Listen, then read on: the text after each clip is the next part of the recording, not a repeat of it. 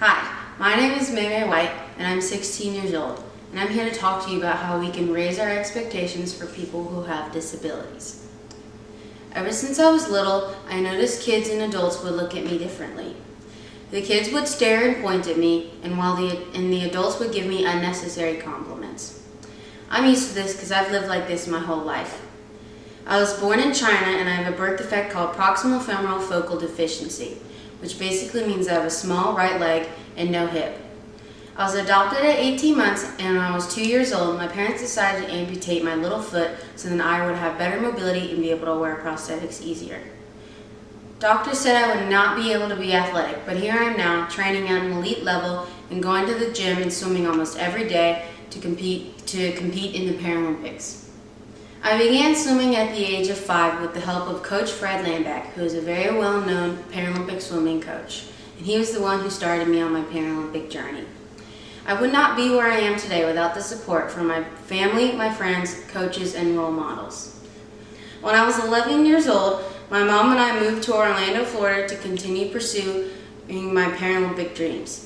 After a crazy 5 years, an opportunity came to move to Athens, Georgia, where I now swim with Athens Bulldog Swim Club with my coach Harvey Humphreys and my gym D1 with my trainer Jordan Clark. When I was 14 years old, I made the U.S. Paralympic national swim team, and since then I have represented Team USA in countries including Canada, the UK, Berlin, and Singapore. Last summer I made the Pan American Games in Lima, Peru, where I won 1 gold and 1 silver medal.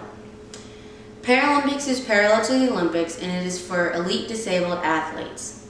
The Paralympics is roughly 2 weeks after the Olympics and is held in the same venue. Many people have called me an inspiration over the course of my life, but I consider being called an inspiration a double-edged sword. I feel like people should be called an inspiration when they achieve their goals and dreams, and not for people who have disabilities who just live their lives like everybody else. My favorite thing to do with my family is play the inspiration game. I'll either be in public with some friends or out by myself, and some random stranger will usually come over and tell me that I'm an inspiration. They'll tell me, "Oh, you're such an inspiration. You're doing a great job." Of course, in my head I'll be really annoyed, but outside I'll be like, "Okay, well, thank you so much," and then I'll nod my head. After this happens, I'll immediately call or text my parents, and we will talk about this for a good 30 minutes because it happens over and over again, so I'm used to it. This happens walking down the street, in grocery stores, and restaurants, so I'm pretty much used to it. My favorite story to tell people is when I was walking to Five Guys and this random stranger started yelling at me from across the street. I looked towards his direction, and he started running over across the street, probably almost getting hit by a car. After he came over to me, he told me that I was an inspiration and that I was doing amazing. Of course, in my head, I got very annoyed and started thinking, thanks for calling me an inspiration in front of everybody else who was also walking to Five Guys trying to get lunch. Unless I inspired you to get a burger, because those are good. Obviously, I didn't say that aloud. Instead, I just nodded my head and smiled and said thank you, and I kept moving on to going to lunch. My dad's favorite story to tell people is when my dad and I were getting off an airplane and a couple immediately stopped us and told me that I was an inspiration. Of course, they didn't know that it was my dad next to me because he was a short white man and I'm a short Asian woman. I'm a woman, y'all. Anyway, and so after they told me I was an inspiration, my dad just tried not to laugh, and we got about 500 yards from the couple, and he totally lost it, and he started teasing me about it the entire way back home and during the whole trip. Interacting with individuals with disabilities should be like talking to anybody else out there. Disability does not define us, and we also prefer not to be asked immediately what happened to us. After we get to know you and you get to know us, most people are more than willing to share their story with you.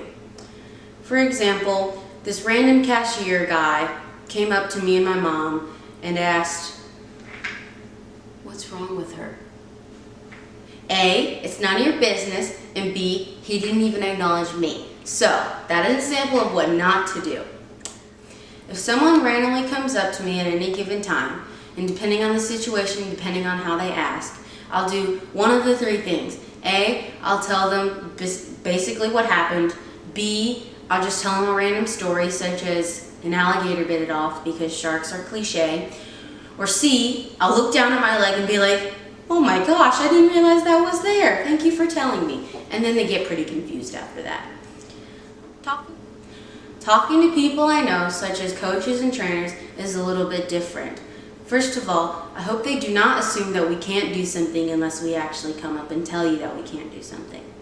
For an example, an old trainer of mine thought I could not do squats. So instead he made me do this easier exercise, basically sitting down on a box and then standing back up without any weights.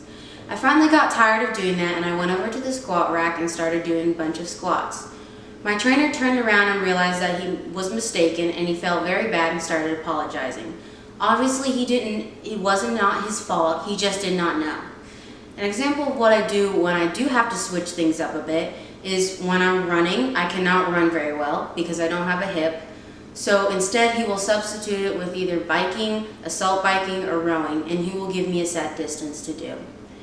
For swim practice, pretty much everything stays the same, except for when I'm kicking during sets, I usually use a fin because kicking with one leg is no bueno. I want people to expect the most out of me and not the least, because sometimes I might just surprise you. In conclusion, individuals with disabilities do not want to be treated differently, and many do not want to be viewed as inspirations for living their daily lives like everybody else. I hope you will watch some of us as we train hard to go after these elusive medals. Thank you.